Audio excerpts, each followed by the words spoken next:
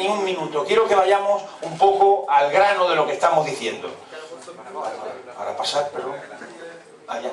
Mirad, os voy a empezar comentando lo siguiente. Desde su más remoto origen sobre la Tierra, el ser humano ha convivido con el dolor, con la enfermedad y con la muerte. Esta es una realidad. Todos los seres humanos hemos convivido, desde que el ser humano existe, con el dolor, con la enfermedad y con la muerte. Y esta es una realidad. Y el ser humano, a lo largo de la historia, ha buscado alivio para su dolor, cura para la enfermedad y explicación y consuelo para su muerte. Esta es la realidad. Si tuviéramos que buscar en la historia de la evolución del ser humano sobre la Tierra algún hilo conductor, yo les digo que uno de los hilos conductores que encontramos es sin ninguna duda la búsqueda de sanar. La búsqueda del ser humano por tener alivio para el dolor y cura para la enfermedad. Bien, ¿cómo el ser humano ha intentado resolver este tema? Pues mirad, desde el comienzo de los tiempos hasta nuestros días prácticamente, el ser humano ha curado de 4 formas. Y fíjense que tienen relación con lo que están estudiando. El ser humano ha curado con la química, desde las plantas medicinales antiguamente a los medicamentos que podemos comprar hoy en una farmacia. El ser humano ha curado en segundo lugar con la física, el frío, el calor, hasta llegar a las radiaciones. Hoy día, por ejemplo, los distintos tipos de radiaciones que se utilizan para curar el cáncer. El ser humano ha curado con la cirugía, desde las amputaciones, cuando había problemas que no se podían resolver de otra manera, en las que no había ni siquiera anestesia, y hasta las operaciones de hoy que se hacen con robots. Y el ser humano ha curado con la palabra, es decir, hablando con el médico, hablando con el psiquiatra, con la palabra. 4 formas de curar a lo largo de toda la historia de la humanidad. 4, ¿de acuerdo? Pues bien, fijaros en algo muy importante. Lo digo a los que están allí hablando y distraídos un poco, porque no quiero que seáis conscientes, de lo que estoy diciendo. Consciente absolutamente de lo que estoy diciendo. Estamos viviendo en un momento histórico en el que está apareciendo una nueva forma de curar. Es decir, a todo lo largo de la historia se ha curado de 4 formas. Pues bien, desde finales del siglo pasado hasta nuestros días,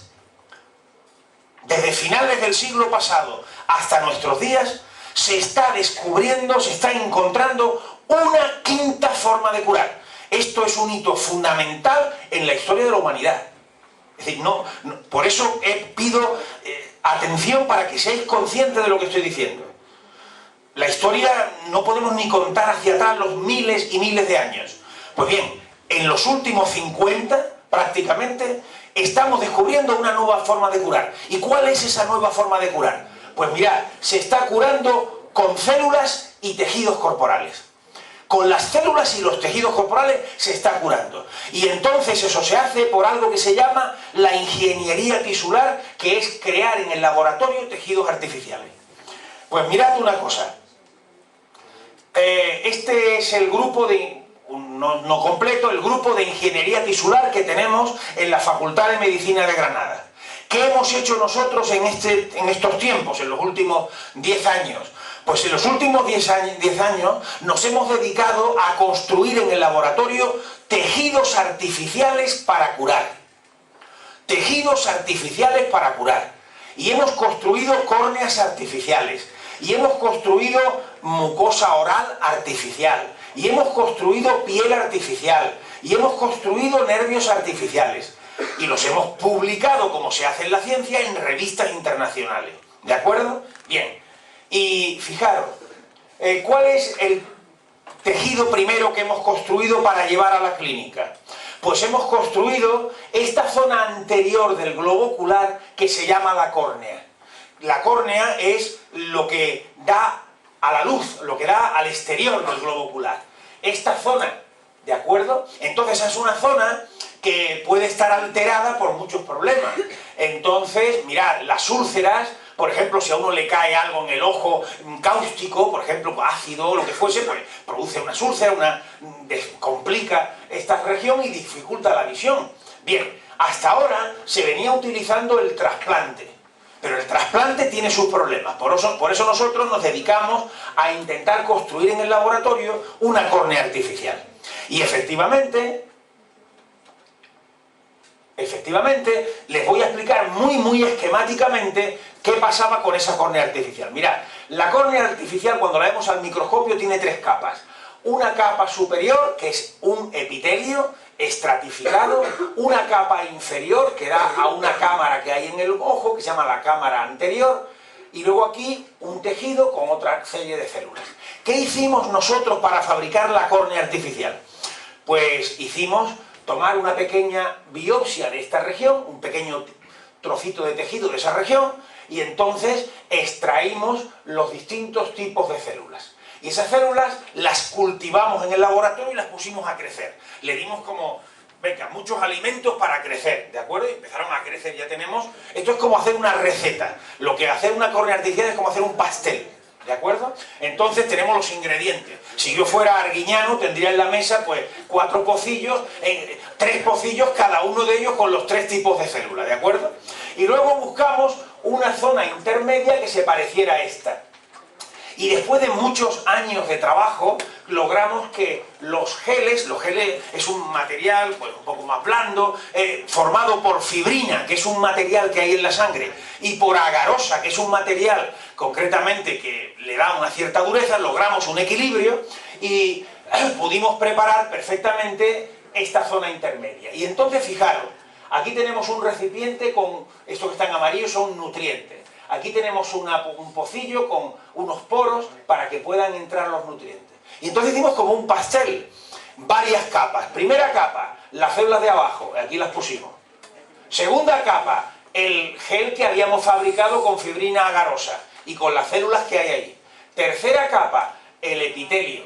Y después lo subimos para que le diera un poco el aire, como ocurre con la córnea natural, se estratifica y aquí tenemos la córnea. Esta es la córnea artificial. Vean el número 2. ¿Por qué? Porque teníamos que lograr que fuese transparente y con una cierta dureza. Yo no les puedo explicar aquí ahora todos los detalles. Lo que quiero explicarles es que con los distintos componentes pudimos fabricar la córnea artificial. Bien, pues ahora deciros lo siguiente. No sé a dónde tengo que enfocar esto para que pase. ¿Eh? Ahí.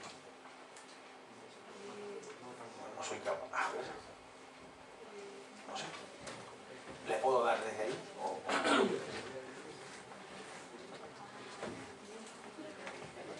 Bueno, vamos a darle una...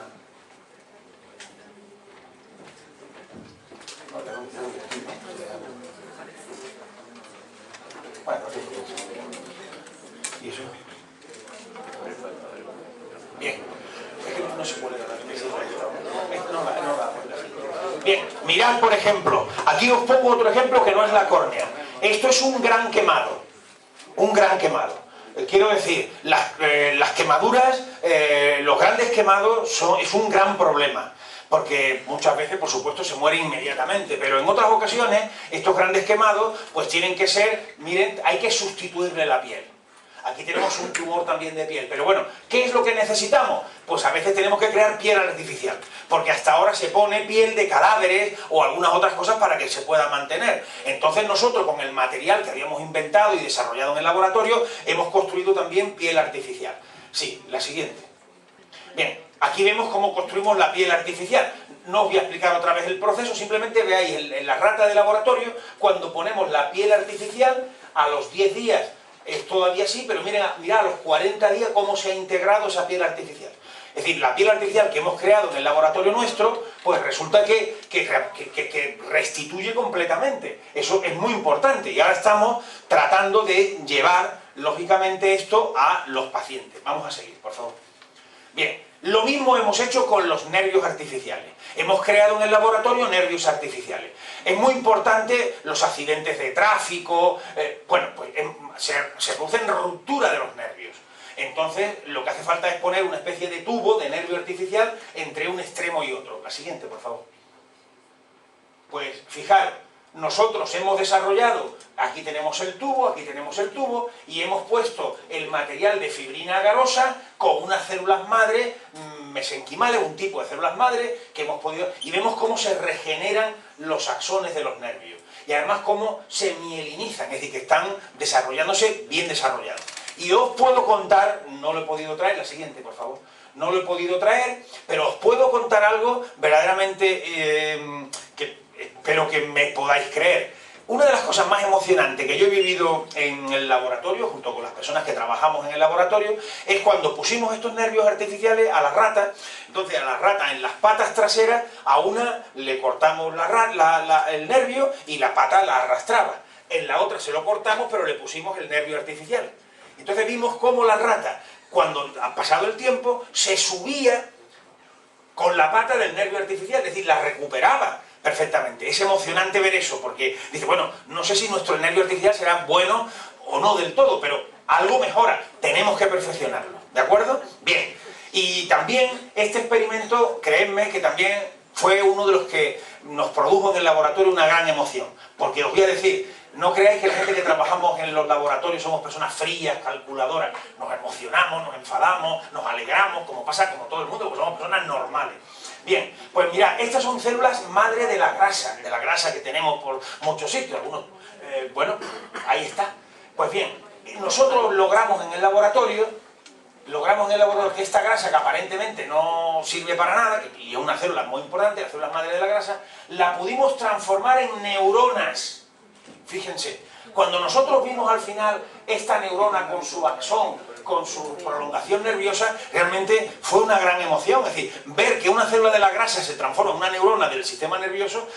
Bueno, yo cuando empecé a estudiar y estaba en el instituto, y cuando yo después estuve en la Facultad de Medicina estudiando, nunca pensé que yo iba a ver eso. Bueno, verlo en sí mismo ya, y luego las posibilidades que uno piensa que puede tener, es todavía más.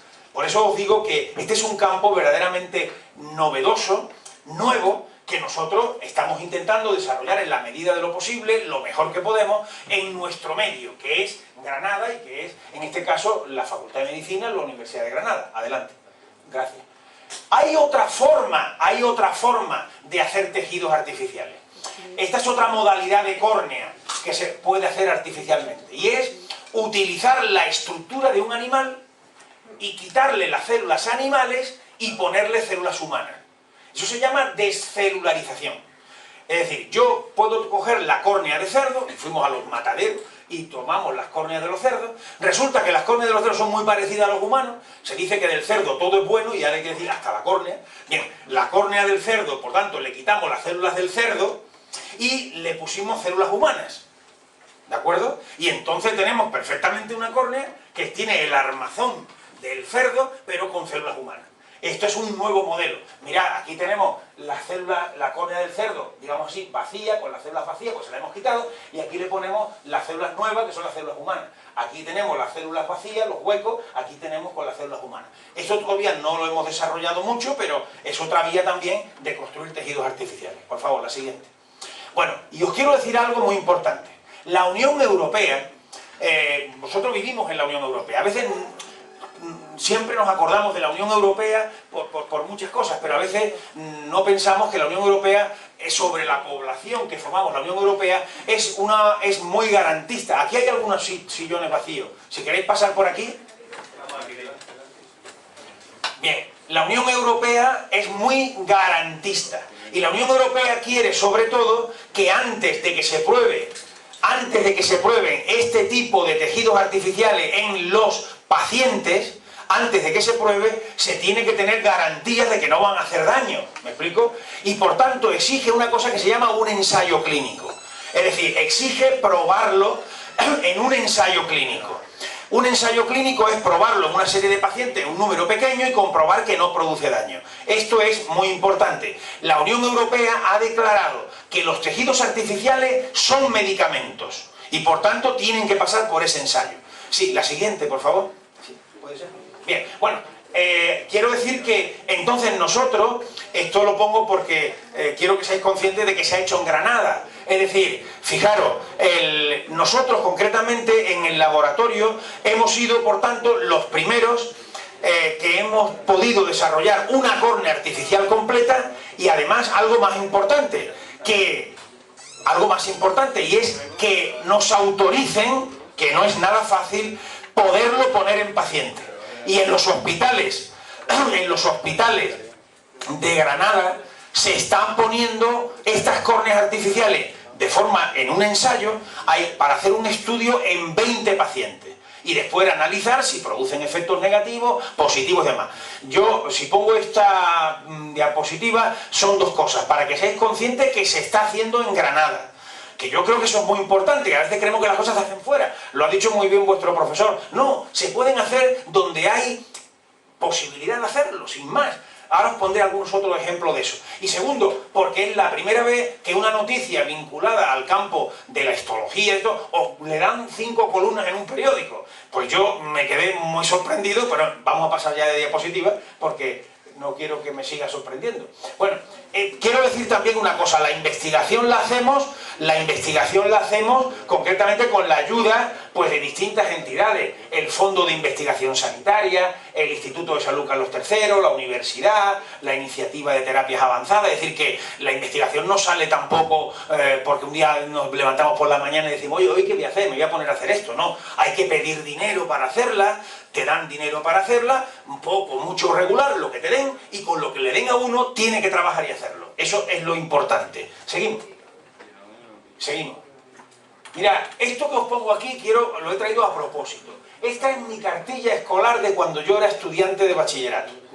Es de paleolítico para vosotros, pero bueno, para mí es la mía. Es decir, calificación libro escolar, Ministerio de Educación Nacional, Antonio Campos Muñoz. Bueno, vamos a pasar a la siguiente. Sí. Este era mi instituto, este soy yo, aunque no os parezca, pero lo fui también. Y veis que yo en las notas pues tuve buenas notas, yo era estudiante, tuve buenas notas. Pero vamos a ver la siguiente. Mirad, aquí tuve un suspenso, no apto, en una reválida, porque entonces teníamos unos exámenes, eran cuarto y reválida, sexto y reválida y preuniversitario. Estábamos llenos de exámenes que hacíamos en centros distintos, los distintos institutos. Quiero decir, yo he suspendido, no apto. A mí me dio una vergüenza enorme suspender, y lo digo así, pero me afectó mucho. Digo, yo no puedo suspender, pero ¿cómo voy a suspender? Voy a ir, mis padres están ilusionados con que yo estudie, con que yo aprenda y de pronto lo suspendo. A mí fue una vergüenza. Yo, a mí no me van a suspender más. Pero me suspendieron con razón. Me preguntaron en el examen, concretamente, lo recuerdo todavía porque me impactó mucho. Yo era buen estudiante, pero oye, cuando uno lo hace mal, lo que tiene que hacer es reconocerlo. Lo he hecho mal y lo voy a intentar hacer bien. Y que me preguntaron, los animales sociales. Era una pregunta de biología. Y yo les contesté, les hablé del gato, del perro, pero claro, eso no son los animales sociales. Los animales sociales son las hormigas, las abejas, todo eso. Y yo le puse lo otro y me suspendieron perfectamente. Pero a mí me afectó aquello muchísimo. Les traigo esto aquí para que vean ustedes que uno puede suspender, uno puede ver todo esto y no pasa nada para después dedicarse a la investigación y hacer cosas. Es decir, no, lo que tiene que tener es ganas de que a uno no lo suspenda. Esto es lo importante. La siguiente. Bueno, os traigo esto para que veáis que, bueno, como era el bachillerato mío. Yo tenía aquí 16 años, soy este. Íbamos con corbatas todos, ¿eh? No crearon, esto era en mi pueblo, yo soy de pueblo. Aquí con mi amigo Paco, que fue luego defensa de un equipo de primera división. Ya lo mostraba, tenía su interés en aquella época y así con muchos más. Bien, la siguiente. Eso no me ha impedido después ocupar algunos tribunas importantes como la Real Academia, como en algunos otros foros. Aquí estoy con mis alumnos de la Facultad de Medicina. Es decir, la vida le permite a uno todo. ¿Me explico? Porque todos somos personas normales. No quiero que me vean aquí como algo especial, como un ser distinto. Yo soy igual que cuando estabais vosotros en bachillerato. Es decir, yo cuando estaba en bachillerato era igual que vosotros. La siguiente. Y por eso quiero ahora comentaros cosas que me parecen más importantes todavía que lo que yo he comentado hasta ahora. Y es lo siguiente. Después de tantos años de experiencia, ¿Qué factores me parecen a mí que son importantes para alguien que quiere dedicarse en el futuro a algo? A lo que sea. Pues mirad, yo creo, y sobre todo en el mundo científico, que estas cosas son fundamentales. La curiosidad, la voluntad, la motivación social, la ambición y el espíritu de superación. Quitarse los complejos, tener sentido de autoestima y de pertenencia cultural, y tener entusiasmo y pasión por lo que uno hace. Estos son mis criterios, y ahora los voy a intentar explicar muy esquemáticamente. Vamos a ver la siguiente. Curiosidad. Mirad, aquí hay tres personas que yo admiro mucho. Esta es una poeta que se llama Wisława Szymborska, una poeta polaca, premio Nobel de literatura. Yo no la conocía de nada, pero cuando le dieron el premio Nobel, a mí me gusta mucho la lectura y pues empecé a leerla y me pareció, no creáis que el mundo de las letras y el mundo de la ciencia es tan disperso, ni el que se dedica a ciencia no tiene que dedicarse a letras, ni el que se dedica a letras no se dedica a ciencia. Eso es un error absoluto. Hay que dedicarse a todo, porque todo nos ayuda a entender el mundo en el que vivimos, que es lo importante. Decía Thomas Huxley que las letras y la ciencia no son dos cosas distintas, sino dos lados de la misma cosa, es decir, del ser humano en su conjunto. Pues bien, decía Wisława Szymborska en su discurso del premio Nobel, dice, ante una nueva realidad, el ser humano tiene dos opciones: aceptar que no hay nada nuevo bajo el sol, o aceptar que la respuesta es un rotundo y humilde no sé. Y ponía un ejemplo. Si Newton, cuando estaba debajo de un árbol y se le cayó una manzana y descubrió y pensó en la ley de la gravedad, si la historia es cierta, dice, Newton podía haber hecho dos cosas. Se cae la manzana y dice, oye, qué bien, me la voy a comer, y se la come. O puede haber hecho otras cosas, es decir, no sé por qué se cae. ¿Qué es lo que hizo? En la vida hay dos actitudes. O te comes la manzana, o dices no sé. O te comes la manzana y dices no sé. También las dos cosas pueden ser. Pero lo importante es que ante algo que no entiendes, ante la realidad del mundo, está el no sé. Hay que ser curioso. En la vida la curiosidad es fundamental. Santiago Ramón y Cajal, que es el científico español más importante, no solo de España, sino uno de los más importantes de la historia de la ciencia, no somos conscientes de ello en España, decía lo siguiente: no hay cuestiones agotadas, sino hombres agotados en las cuestiones. Y otro escritor portugués y médico, Miguel Torga, dice, lo que me salva de una existencia repetitiva y de la rutina a veces de todos los días, es que siempre estoy por primera vez en todos los lugares. Siempre por primera vez. Uno tiene la rutina, pero la rutina, el venir de vuestra casa aquí, eso es rutinario, ¿de acuerdo? Pues en el camino hay que estar siempre por primera vez. Siempre habrá algún árbol que no habéis visto, algún pensamiento que se os ocurra, siempre hay que estar en los sitios por primera vez. Hay que ser curioso, la curiosidad es fuente de vida, fundamental. La siguiente. Mira, aquí os pongo un ejemplo. Este es un dibujo de un dibujante español muy conocido que se llama Mingote. Ya murió, pero era muy bueno. Mirad, esta es Mendel y los guisantes. Los que sois de ciencia y habéis estudiado las teorías de la herencia, sabréis que Mendel, viendo los guisantes, vio las teorías de la herencia. Bueno, pues aquí tenéis, era un fraile en un monasterio. Pues bien, Mendel estaba viendo los guisantes mientras otro fraile simplemente se los comía. Es decir, la diferencia de la curiosidad. Uno se come los guisantes y el otro se pregunta ¿por qué pasa esto? Esa es la diferencia. Entonces la vida hay que ser curioso si uno quiere vivirla. La siguiente. La voluntad. La voluntad es fundamental. Uno tiene que tener voluntad para conseguir las cosas. Mirad, a mí me gusta mucho esta historia, no le voy a contar todas. Esta, la de Edison. Edison fue concretamente el inventor de la bombilla. Ya lo sabéis, la bombilla, el inventor desarrolló la bombilla con las que tenemos las luces hoy que tenemos. Bien, entonces las bombillas tenían un filamento. Y él estaba buscando un filamento que pudiera ser útil para, y que fuera un poco incandescente, que no tuviera unas propiedades. Y entonces estuvo probando una vez, otra vez, con distintos materiales. ¿Qué pasaba? Que todos fracasaban, que no funcionaban. Y sus ayudantes le decían, pero hombre, vamos a dejarlo ya, esto no funciona. ¿Y qué respuesta dio Edison? No fracasé, solo descubrí 999 maneras de cómo no hacer una bombilla. Eso es tener voluntad. Es decir, lo importante no es rendirse. Es lo que decía Federico García Lorca en una de las obras literarias más importantes, que es Yerma. decía: yo he venido a estas cuatro paredes para no resignarme. Cuando tenga las manos bien amarradas dentro del ataúd, entonces me habré resignado. En la vida no puede uno resignarse. No puede uno concretamente ante un problema, ante un objetivo que se proponga, no puede. Tiene concretamente que, evidentemente, decir: ya sé 999 formas de cómo no se hace algo. ¿De acuerdo? La voluntad es fundamental. La siguiente. Bueno, aquí vemos una caricatura de Cajal mirando al microscopio, dibujando, mientras la gente pues se dedica, en ese caso era en su época, pues mucho más a los toros y a otra serie de cosas. Se pueden hacer muchas cosas en la vida, hay siempre tiempo para todo. No se trata de elegir, me dedico a una cosa como si fuera... No, no, hay tiempo para divertirse, hay tiempo para investigar, hay tiempo para leer, hay tiempo para vivir. Y todo eso hay que decirlo. La siguiente.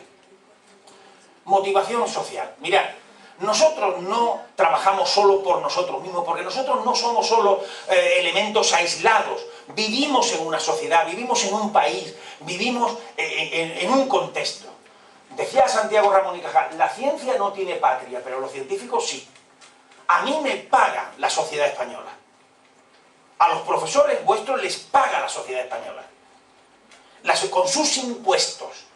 Y por tanto yo me debo a servir a esa sociedad. Lo que yo pueda hacer servirá para todo el mundo. Las cosas no van a ser solo para los españoles. Van a ser para todos. Si finalmente acaban sirviendo. Pero yo tengo un deber con la sociedad que me está pagando. ¿Está claro? Con el país que me debe. Eso es una motivación social que hay que tenerla siempre muy presente. Decía Cajal una frase que a mí siempre me ha impactado, y cuando yo he tenido alguna responsabilidad de manejar dinero público, como decano de la Facultad de Medicina que he sido, como director del Instituto Nacional de Salud Carlos III, etc., siempre he tenido esa frase de Cajal en mi cajón. Decía Cajal: veo, es una frase un poco decimonónica, veo a través de cada moneda recibida la faz, la cara curtida del campesino que sufraga nuestros lujos académicos y científicos.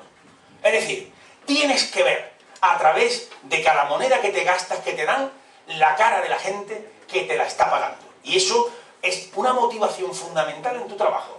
Pero lo tienes, o evidentemente eso no se puede trabajar sin tener. Esta es mi opinión, o al menos mi conciencia. Seguimos. Ambición y espíritu de superación. Mirad, uno tiene que intentar dar de sí todas las posibilidades, porque todos tenemos y encerramos en nosotros mismos un sinfín de posibilidades, y hay que darlas. A mí me gusta mucho este texto de Henry Longfellow. Henry Longfellow es un poeta norteamericano del siglo XIX, coetáneo de Walt Whitman, otro poeta fascinante. Este es el poeta inglés que tradujo, no sé si aquí hay gente de letra, que tradujo las coplas de Jorge Manrique a la muerte de su padre, la tradujo al inglés. Bien, pues él escribió esta frase que a mí me parece muy importante. Dice: las alturas a las que llegan los grandes hombres, las alturas a las que llegan los grandes hombres, o mujeres, por supuesto, no son fruto de repentinos vuelos. No ocurren porque sí. Mientras sus compañeros dormían, ellos escalaban arduamente por las noches. Es decir, no se puede llegar a ciertas alturas si uno no trabaja.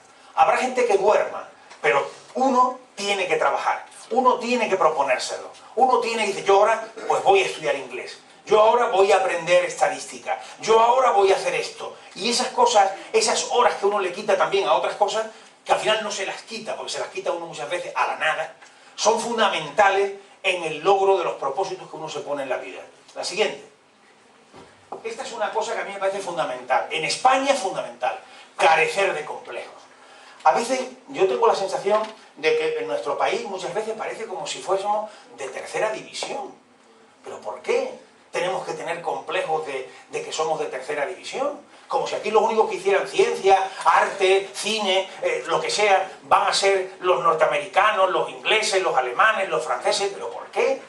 ¿Por qué ese complejo? Eso no debemos tenerlo nunca, ¿no? Que aquí, claro, yo como en Granada voy a hacer esto, yo cómo voy a hacer esto en Chauchina, pues haciéndolo, si no, no hay más. Mirad, os pongo como ejemplo, este señor se llama Barry Marshall, Fijaros que es un hombre joven, es un médico, está haciendo una endoscopia. Estamos en Australia.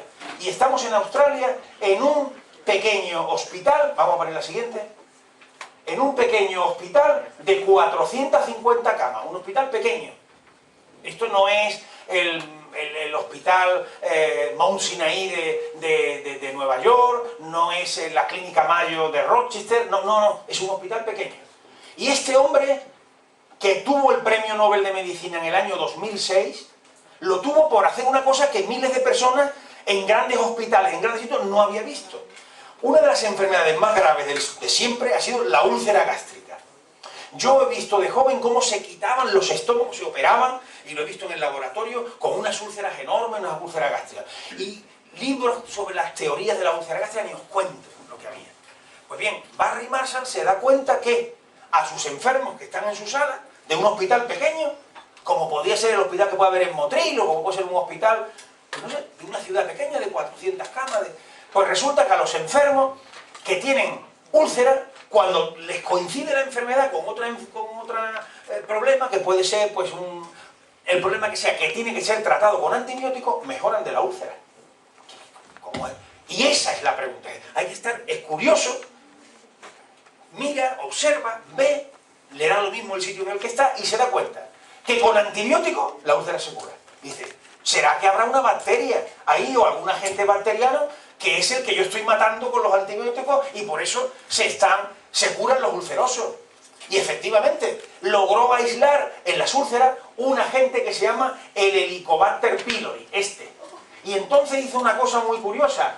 Preparó una mejunje, un líquido con las bacterias y se lo bebió a ver si se le producía una úlcera. Y efectivamente se le produjo la úlcera y demostró que las úlceras eran de origen infeccioso. Estamos hablando de los años 90 y 80 del siglo pasado. Premio Nobel 2006. Es un hallazgo fundamental, sin complejo. Una persona en un hospital normal decide mirar una cosa, piensa lo que miles de médicos extraordinarios de todo el mundo no han visto, pero él sí. ¿Hace falta para eso grandes máquinas? No. ¿Hace falta para eso qué? Observar, ver, pensar, tener voluntad, tener curiosidad, tener ambición sana y todo lo que yo les he comentado antes. Eso es lo que hace falta, nada más. La siguiente. Otra cosa fundamental, y que va unida con lo anterior. Nosotros, señores, queridos amigos, que hoy os conozco, pero os lo digo, nosotros tenemos que tener en nuestro país un importante sentido de autoestima. Nosotros no venimos de la nada.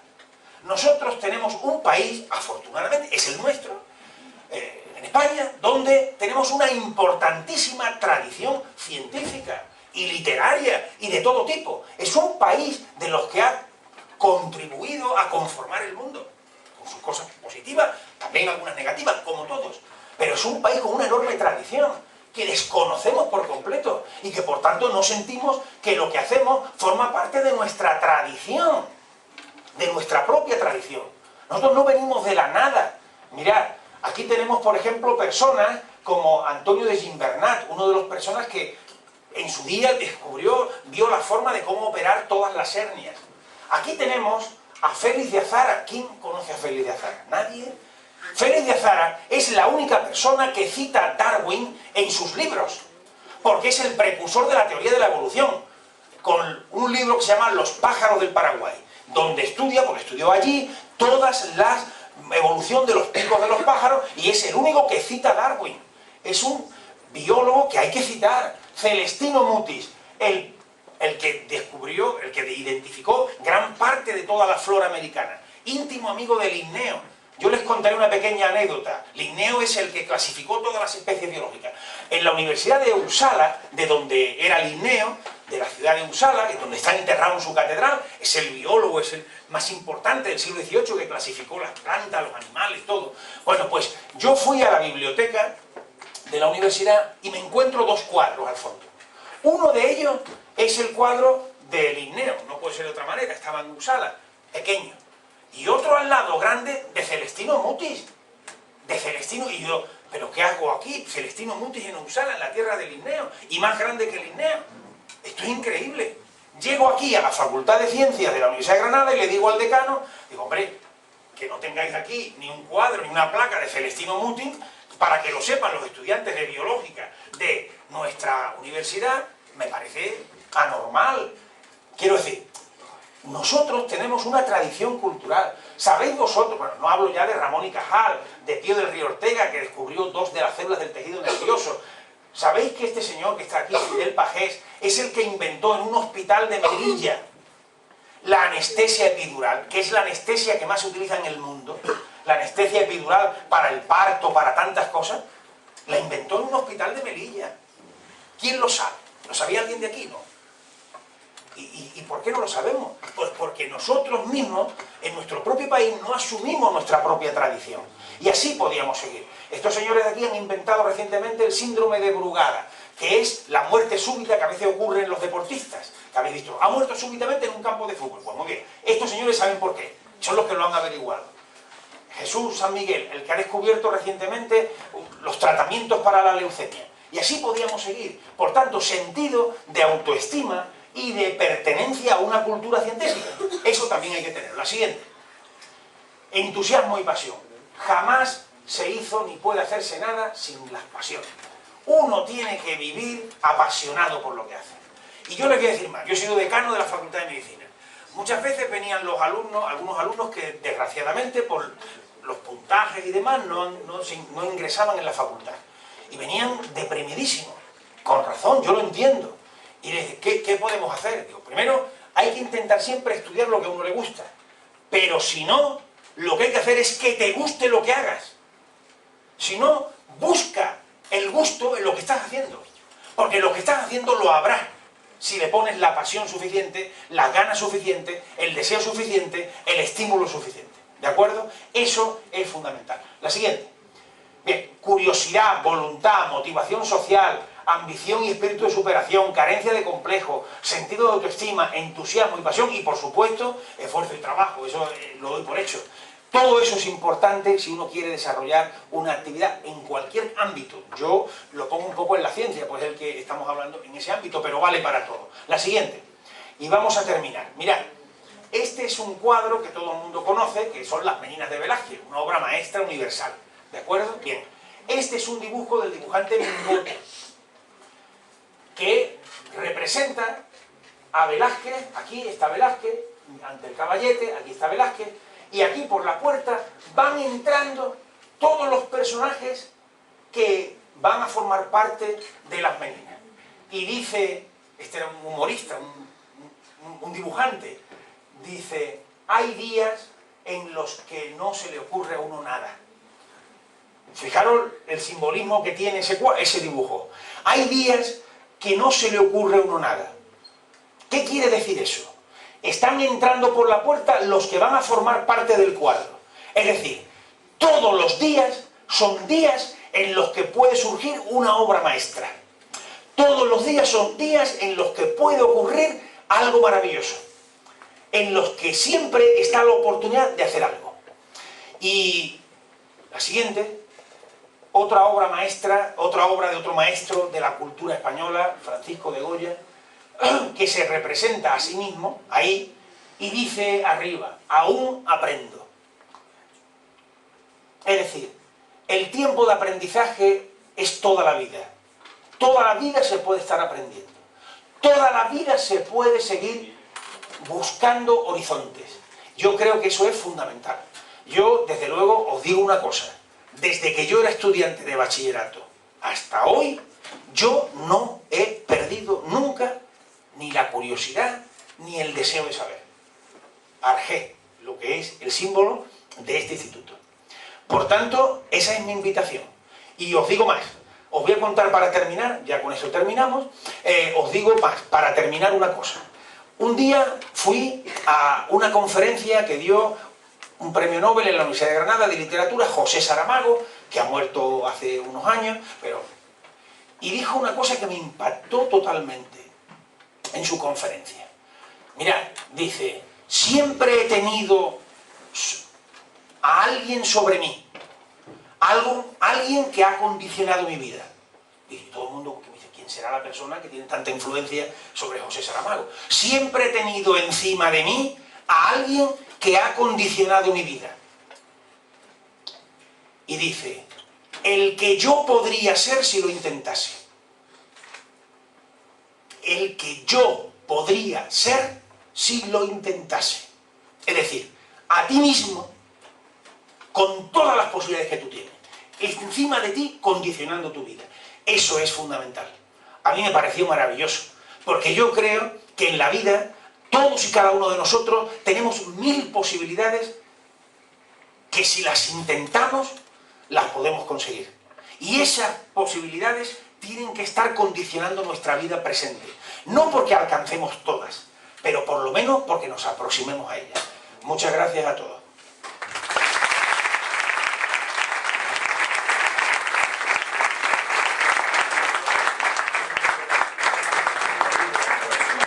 Abrimos un turnillo de preguntas. ¿Vale? Por eso creo que tenéis un recreo ahora, ¿no? Sí. Entonces, pues, tenemos que poner tiempo para... ¿Quién se anima? Venga. Yo también me voy a animar mientras tanto. Venga, voy para allá. La medicina deportiva Sí. es una frontera o un horizonte a la hora de crear tejidos artificiales por el dopaje. Vamos a ver, efectivamente es una pregunta interesantísima. Los tejidos artificiales, cuando se construyen, se pueden construir hipotéticamente para muchas cosas, pero luego hay algunos límites éticos. Por ejemplo, imaginemos que el objetivo fundamental es para curar, lógicamente, pero teóricamente podríamos construir músculos artificiales que potenciaran a unos deportistas, podíamos construir, por ejemplo, imaginaros retinas de visión nocturna, y bueno, esta se la vamos a poner a los porteros de discoteca. O sea, pues claro, poner un ejemplo, ¿no? Quiero decir, entonces hay limitaciones. Entonces, evidentemente, una cosa es lo que es posible, otra es lo que socialmente y éticamente, desde el punto de vista médico y desde el punto de vista social, es razonable. Sí, pero mi pregunta iba porque si nosotros generamos un tejido artificial para curar una lesión deportiva, cumpliríamos la función de curación, pero a la vez incurriríamos en dopaje a la hora de curar, ¿no? Vamos a ver, si estamos curando, no, lo que se está curando es un músculo y se está sustituyendo por otro. Es lo mismo que si tú hoy día a un deportista que tiene una fractura, entonces le reparas y le pones bien el hueso. Entonces, ¿qué dice? ¿Ya le estás haciendo dopaje? No. Una cosa es utilizar un instrumento para curar y reparar, y otra cosa, si el músculo está y lo puedes utilizar, ¿por qué no lo vas a hacer? Es un instrumento curativo. Después dependerá que ese músculo se entrene, no se entrene, o lo que sea. Es igual que si le digo, tienes una fractura, un futbolista tiene una fractura, y entonces dice, no, ya lo dejo con la fractura porque no vaya a ser que si lo arreglo ya no es dopaje, eso es curación. ¿De acuerdo? Más preguntas. Venga, ¿quién se anima? Animaros. Mira, otra de las cosas que yo os digo también, y digo porque yo lo he sido también, por eso he traído mis notas para que veáis que he sido alumno de bachillerato y no un ser extraterrestre que viene hoy aquí. Pues bien, una de las cosas que caracteriza a los españoles fundamentalmente es el miedo al ridículo, que hay que perder sistemáticamente, sobre todo en las sesiones. Es decir, yo he ido a Estados Unidos y he visto que los alumnos dan una conferencia, un premio Nobel, y los alumnos, pero se levantan las manos en masa, aunque digan tonterías. Y muchas veces de las tonterías que se dicen se aprende, porque son preguntas que a uno no se le ha ocurrido. A mí me ha pasado eso muchas veces. Venga, adelante. ¿Alguna vez te has arrepentido del camino que escogiste? Yo puedo equivocarme muchas veces, seguramente me he equivocado en pasos acertados, pero yo creo que en la vida lo importante es algo que os explicarán en matemáticas, que es el vector. Entonces los vectores es importante, y el vector es, al final, es como si fuera una bisectría o algo. Yo no me acuerdo ya mucho de esto, pero uno tiene puntos en el espacio en distintos lugares y aparece en el centro. Lo importante es el vector. Yo creo que he acertado en el vector, pero os digo una cosa, yo creo que si yo me hubiera dedicado a otra cosa, hubiera sido feliz. O sea, creo. Es decir, a mí no me hubiera importado haberme dedicado, por ejemplo, a mí me hubiera encantado, os lo digo de verdad, es esto que voy a decir, muchas veces lo he dicho y la gente dice, no puede ser que sí. A mí me hubiera encontrado ser profesor de literatura o de historia en un secundario. Me encantaría. O de física y química, pero todo lo que fuese. Es decir, no pasa nada. Es decir, lo importante es apasionarte con lo que hagas y que disfrutes de lo que hagas y tener esa responsabilidad social que yo creo que hay que tener en lo que haces. me parece a mí, Pero vamos, elegido este campo, mira, vosotros todavía estáis en lo que en la parte de la biología se llama diferenciación. Es decir, sois todavía poco diferenciados. Sois como una célula que todavía no sabéis la célula que vais a hacer de mayor. Claro, a medida que uno va siendo mayor ya no puede volver al estado de indiferenciación. Si yo ya he elegido el camino de la medicina, de esto y de lo otro, pues ya es muy difícil que yo me pueda cambiar. No sé si me explico. Lo que tengo es que en ese camino elegir, tratar de hacerlo correctamente. Una preguntilla. Sí. Siguiendo un poco las palabras de Saramago, que también me han llamado la atención, quizás aparte de todos esos elementos que has comentado, de la curiosidad, la ambición que debe uno tener, la pasión por desarrollar tu trabajo, quizás en el científico también se observa un poquito de insatisfacción, ¿no?, para poder evolucionar, Bueno, ¿cierto? Yo lo relaciono eso con la curiosidad. Es decir, no es tanto insatisfacción, la satisfacción, es decir, es el querer entender el mundo que te rodea. Decía Ortega y Gasset una definición de cultura que a mí me gusta mucho. Dice, ¿qué es cultura? Dice, la cultura es el repertorio de ideas que hace al hombre entender el mundo en el que vive. Es decir, nosotros vivimos en el siglo XXI. Somos personas, hombres y mujeres del siglo XXI. Y tenemos que entender el siglo XXI. ¿Me explico? Y entonces, esa curiosidad, uno no puede saber todo de la física, no puede saber todo de la historia, no puede saber todo de la sociología, no puede saber de todo. Pero, por lo menos, la curiosidad es que algunas ideas te permitan entender un poco el mundo en el que vive, ¿no? Si es una insatisfacción, no lo sé. Bueno, la satisfacción entendida de una Sí. forma positiva o positiva, constructiva. sí. Dicen que lo peor de los sueños es que se cumplan, porque de los deseos, porque cuando uno está metido en un proyecto y concluye el proyecto, descubre, pues esto, la córnea artificial y demás, evidentemente no para uno, es como que uno se siente obligado de nuevo a comenzar algo en el que volcar todas las intenciones, las curiosidades, las pasiones. Eso que según su experiencia no ha vivido. Yo en esto me parece que es como Cajal, dice, no hay cuestiones agotadas, sino hombres agotados en las cuestiones. Es decir, siempre hay un más allá. Hay un poema, yo lo recomiendo porque la gente joven es una de las cosas que a mí, yo lo leí siendo estudiante de medicina y a mí me impactó mucho, y además es un libro de poemas de Walt Whitman, es un poeta del siglo XIX y está traducido al español. Es un poeta optimista, positivo, y cuando uno está un poco deprimido hay que leer a Walt Whitman. Es un poeta de la naturaleza, y dice en una de sus... has llegado a un sitio maravilloso, ves todo maravilloso. Bueno, pues aún hay más mañanas. Es decir, siempre hay algo más. Siempre hay cosas que no has visto. Siempre hay paisajes. Yo he visto ahora en el despacho del director una foto del Soto de Roma con un ángulo que lo ha hecho, me parece que un profesor de esta facultad también. Ignacio, creo que estaba por ahí. Pues lo ha hecho preciosa la foto en la que se ve cómo el sol está saliendo en ese momento. Ese momento es maravilloso, pero hay otros momentos del sol saliendo con el Soto de Roma. ¿Cuánto hemos visto? ¿Cuánto lo hemos perdido? ¿Cuánto nos queda por ver? Hay tantas cosas que hacer. Yo desde luego no me pienso poner. A ver, aquí hay una pregunta también, sí, hay varias. A ver, vale. Yo, por ejemplo, yo tengo una rodilla operada, ¿no? Y a mí cuando me operaron me dijeron que ni el menisco ni los ligamentos se regeneran. ¿Con esta nueva técnica se puede llegar a conseguir o no? Ahora mismo hay, pero todavía no están en fase clínica. Hay mismo ligamentos artificiales que se están haciendo. El menisco. Luego hay también estructuras orgánicas que se pueden prescindir. Hay unas que sí, otras que no. Se pueden construir todas esas estructuras artificialmente. Lo que pasa es que no están aprobadas para su uso clínico. No sé si me entiendes. Perdona, con la creación de los nervios artificiales, ¿se podrá reparar en un futuro cercano, por ejemplo, los parapléjicos, los vegetales? Bueno, hay que ir muy lento con eso. Es decir, evidentemente la orientación de futuro es intentar mejorar a esos tipos de pacientes, por supuesto. Ahora, lo que ocurre es que hay que intentar, por ejemplo, depende, hasta ahora las distancias y las secciones pues son relativamente cortas, habrá que conseguirlo a mayor distancia, habrá que ver si es solo un nervio o son varios, es decir, es muy complicado. Hay hoy día células que se están utilizando en la médula espinal para evidentemente mejorar también la regeneración a ese nivel. Fíjate que yo he comentado cómo de las células de la grasa podemos pasar a neuronas. A lo mejor habría que utilizar células de la grasa del mismo sujeto y aplicarlas. Es decir, esto está en un campo, acordaros de lo que os he dicho al principio.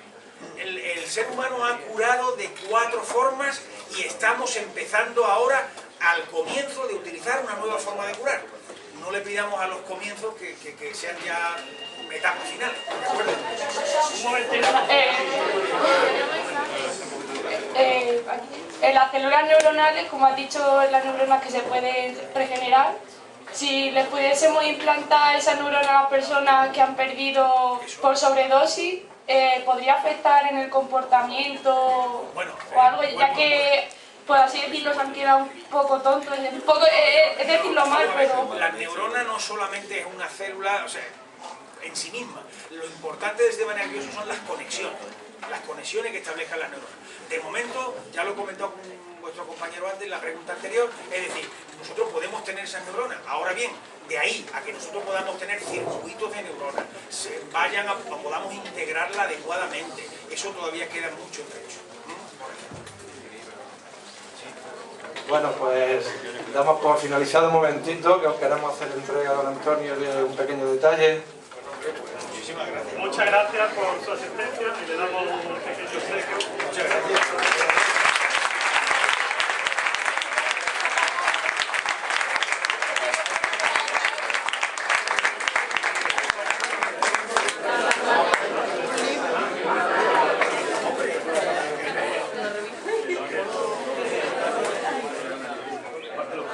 Muchas gracias a todos, Gracias.